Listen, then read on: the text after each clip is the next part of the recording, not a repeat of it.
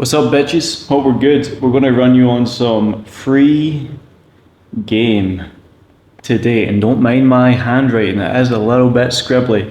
But what we're going to look at today more than anything else is exactly what you need to do over the next 90 days if you want to drop 10 kg of body fat. You're probably sick and tired of walking through the world with a soft belly, soft little chest, tiny little noodle arms, and you finally want to crank up the nos when it comes to building a horse cock and body, a strong, lean, masculine physique. And I'm not talking like a bodybuilder, I mean like Daniel Craig, I mean like Brad Pitt, I mean the guys from the films that you used to watch when you were growing up.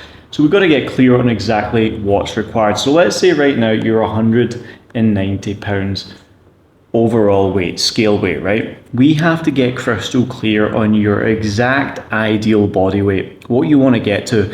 And let's say you do have that 10 kilos of body fat to rip off, so roughly 20 pounds. We can get clear on that being 170 pounds that you need to get to reveal the abs, get cut, look dialed, and feel phenomenal. So what we got to do is look at 170 times 13. We want to be looking at 13 calories per pound of ideal body weight. And then that'll calculate to, Christ knows off the top of my head, I'm not the best at mental math, so excuse me, my napkin maths isn't absolutely amazing. So what we're going to look at here is 170, right? 170 times 13.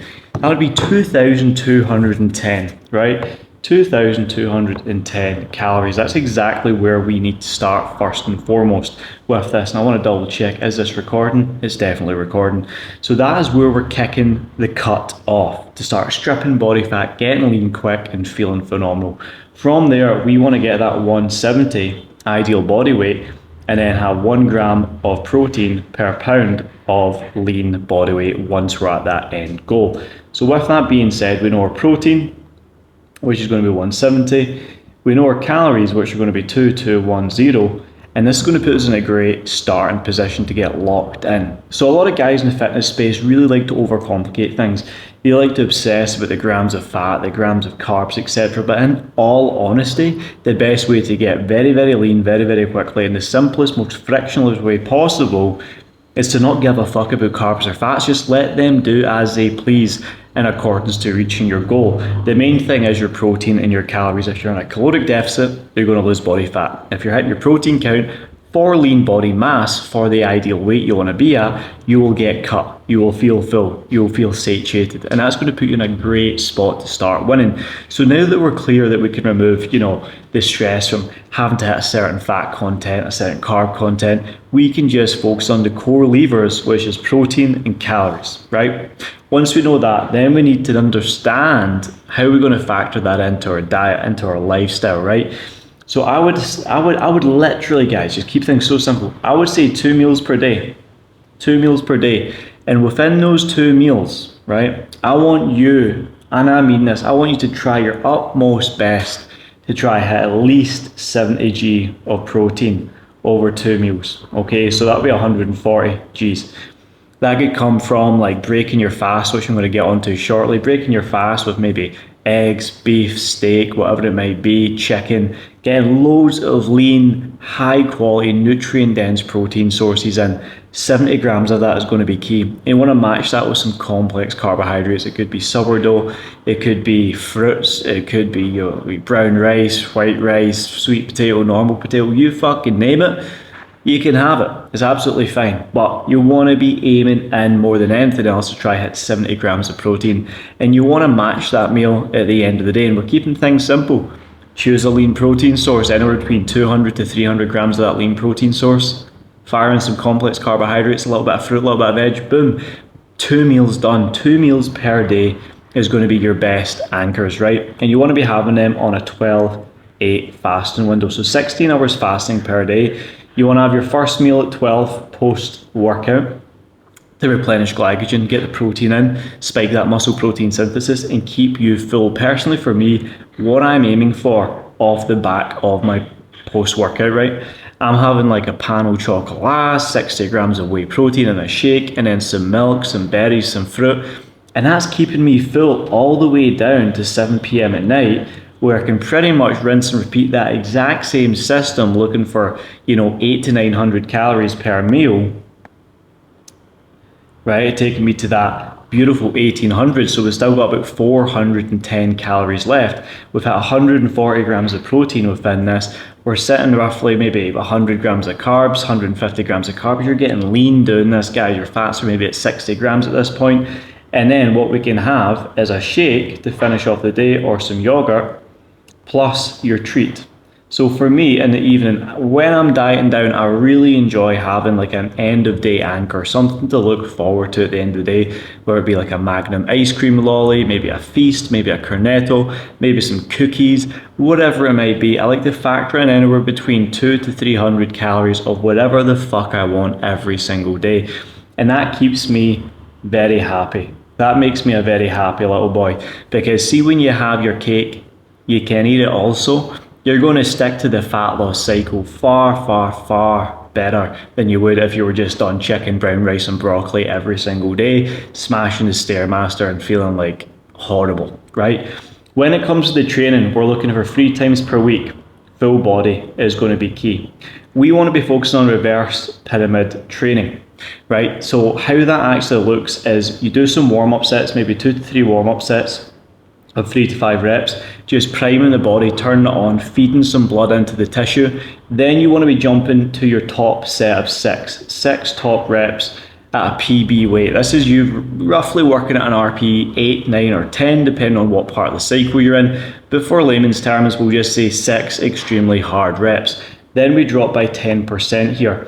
And we're going to be doing 8 reps for our second working set, 10 reps for our last working set, and again you're dropping 10% each of those sets, and we're keeping the workouts anywhere between 45 to 60 minutes 3 times per week. Really, really simple. Hopefully you can't hear that guy in the background who's hammering away at something fucking bally for you. Anyway, with that being said, with these training sessions we're going to look for 2 upper body and then 1 lower body. I look to advance my physique for maximum aesthetics, strength, energy and performance, and competence in business. I don't want to put myself in a position where I'm training like a bodybuilder, feeling all inflamed, feeling all bloated, feeling all stressed, feeling all aches and pains, tendinitis and all that shit. I want to have that lean, tight, aesthetic and athletic physique, and that can come only training 3 times per week. And the thing is, when you only train 3 times a week, your appetite's not spiking off the charts, so therefore you can adhere to your caloric deficit far easier, right? So reverse pyramid training, 3 lifts per week, focus on the compounds. We look at your squat, bench, deadlift, overhead press, weighted dips and chins, pepper in some accessory work for the biceps, the side delts. For the legs, we're looking for those tight, athletic legs. You know, so split squats, back squats, we're peppering a little bit of calves if we want to. Don't want them too bulky, but we want to have fast, explosive legs, and we want to remove DOMs, so delayed muscle soreness. I hate DOMs. People always like, oh, I love DOMs, it shows that I've hit it hard. That's not what we want to do, bro. It means you're kind of overtraining if you're too sore. I done a leg day like 3 days ago. I've got leg day tomorrow, and I'm like, fuck, I don't want to train legs again because my legs are still killing me. So that actually limits my overall performance and my frequency and volume across the course of the week. So I definitely overreached in that first session, so I can scale volume back. And I'm looking for legs, right? Anywhere between 3 to 4 exercises max. Done at a good intensity, done at a good focus, in and out, done. Right? We're going to talk about cardio quickly, right? Every single day, 10 to 12k steps. 10k steps gets you lean. 12k steps will get you shredded, trust me.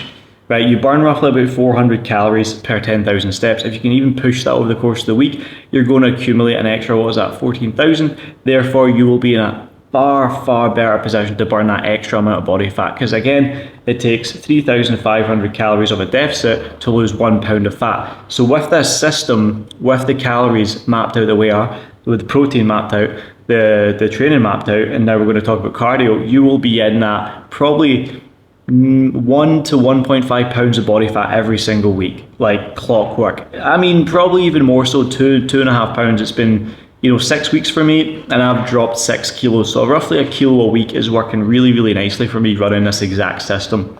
From there, when it comes to any extras, right? And I like extras because I do actually enjoy training, but I don't just enjoy training weights. I like a bit of cardio.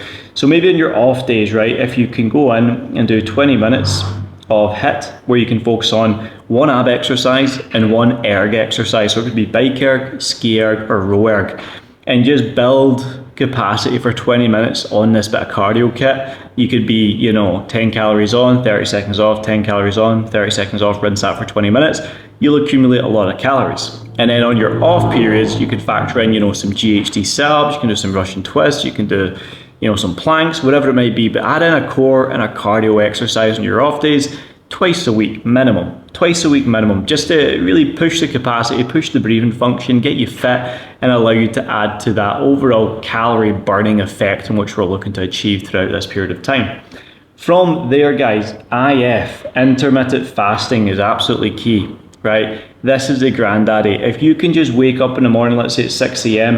and you break your fast at 12, that's 6 hours we're keeping here without any food. You're going to be super insulin sensitive. You can smash some electrolytes, get into sparkling waters, get into black coffees, and just prolong that fast. What you're going to notice is your overall mood and happiness increases in an intermittent fast because you don't have any of that food volume coming through your gut, slowing down your energy, giving you brain fog, giving you gastric stress. You're just lean, clean, tight, dialed. You can focus on your steps, focus on your work, focus on your communication with your clients, your team, your business, your staff, whatever it might be.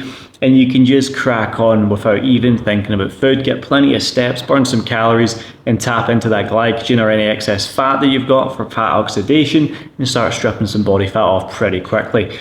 Then, obviously with the fast as well, we're finishing at 12, 8 is the window we're looking at. You want to have your last meal roughly 2 hours pre-bed, we'll call that PB. If you can have that pre-bed, it means you can start sticking in autophagy straight away, because you don't want to be going to bed bloated, stuffed, and then you want to go to bed in a rest and digest state, put it that way.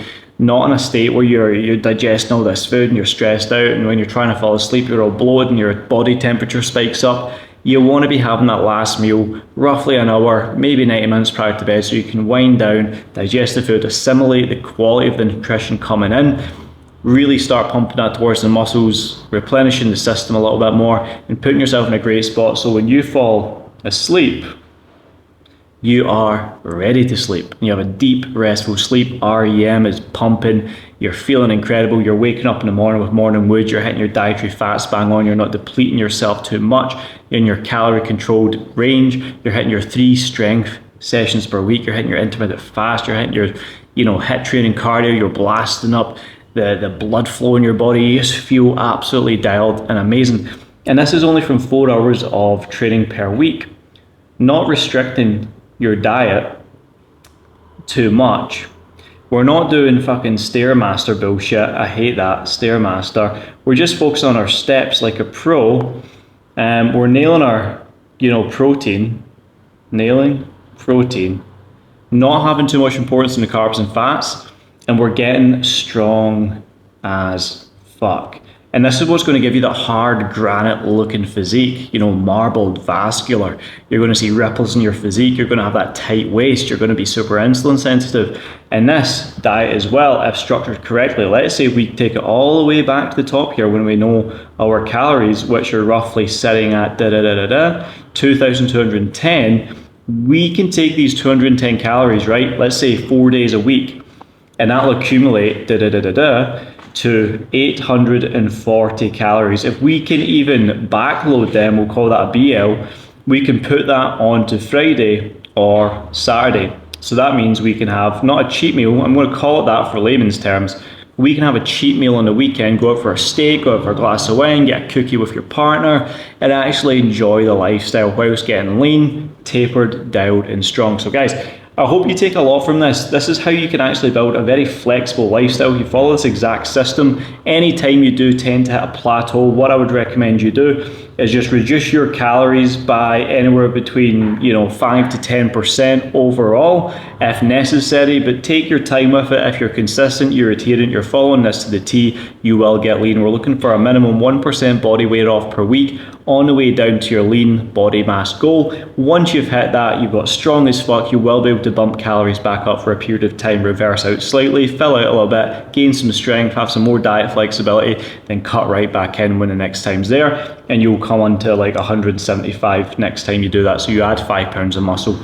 You guys, short, sweet, simple from me. Hope you enjoyed the whiteboard detour or tour.